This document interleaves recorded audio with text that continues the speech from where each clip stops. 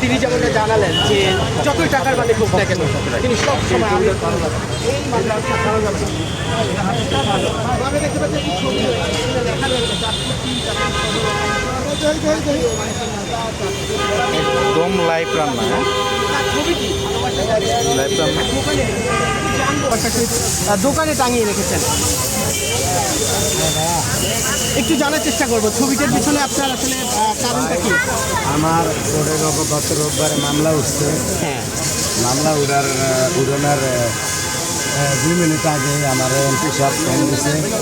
আমি তো ঢাকা ছিলাম, অনেকে চিনি না, তো আমি কইলাম যেতে কানপুরের এমপি সাহেব, কানপুরের এমপি সাহেব উনি আমার বলছে ফোন দিয়া যে তোমার কোনো সমস্যা নাই, আমরা তোমার লোকে আছি, ভাগিদার কেউ কাজ করতে পারবো না, যদি কাগজপত্রের শিক্ষা তাও তুমি পাইবা, তুমি তোমার কাজে যাও দিয়ে আমরা তোমার কাজ করে দিলি, তোমার হ্যাঁ ভাবলিকে তো গায়ে অনেকে বেরিয়ে দোকান বন্ধ, অনেক পড়াইতেছে, তুমি যাও গা, আমরা তোমার কাম করে দিই। কারণ আমার সর্বশেষ আশা হয়েছে গিয়ে আমার স্যারের কাছে, কারণ আমি চিনতাম না যারা বাইরে তো ভাই আমার একটা ছবি দিয়ে দেন যে আমাদের এমপি সাহেব আমার পুরো সহযোগিতা করছে, এটা তো আমি বুঝিয়ে বলতে পারব না, আমার একটা ছবি উড়িয়ে দিলে আমি ডাইরেক্ট গায়ে দিতে আচ্ছা এই অনুভব করে আমার টাইম হয়েছে।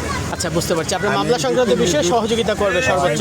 3 দিন ধরেই দেখাইতে আছি, দেবতলাইতে আমার জমি না উদ্ধার হইব, দেবতলাইতে আমি আপনার ঘরে দেখাই দাম আল্লাহ বাঁচাইলে উনি হয়েছে আমার সব, মানে বর্তমান কল ভায়া আমি যেই খুশি হয়েছি, আমার এই ঘুরা দিয়ে দিল আমি আর খুশি হতাম না।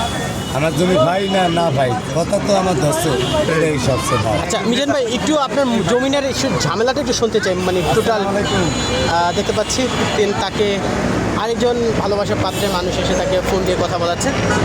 দর্শক আমরা একটু দেখাতে চাই হোটেলের চিত্রটা, যেখানে তারা খাচ্ছে সবাই। চাঁদপুর জেলা বিএনপির সভাপতি, উনি ওনাকে সহযোগিতা করবেন এবং যে মামলা আছে সে বিষয়ে সহযোগিতা করবে আশ্বাস দিয়েছে। আসলে এইভাবেই মানুষকে সহযোগিতা করে আগাই দেওয়া যায়। এখান থেকে যত খুশি বিএনপি খুশি, আমাদের যে